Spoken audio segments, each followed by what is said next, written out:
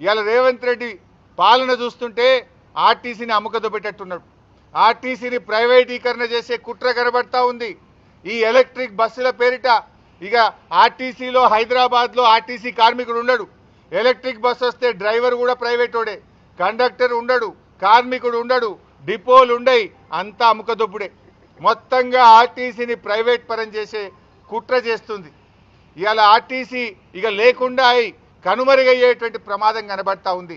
హైదరాబాదులో ఇలా కమిషన్ల కోసం బడా బడా కాంట్రాక్టర్లకు ఎలక్ట్రిక్ బస్సుల కాంట్రాక్టులు కట్టబెట్టడం కోసం ఈ కుట్రకు నువ్వు తెరలేపినవు.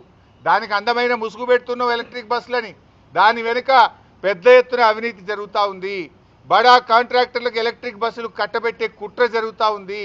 ఇవాళ దాంట్లో భాగంగానే ఏం చేస్తుండు, ఎట్లా ఎలక్ట్రిక్ బస్సులే ఆర్టీసీ బస్సులు ఉండేవి కనుక ఉప్పల్ మియాపూర్లో ఉండేటువంటి వర్క్షాప్లని ఇలా అమ్మేస్తుండ్రు రేవంత్ రెడ్డి.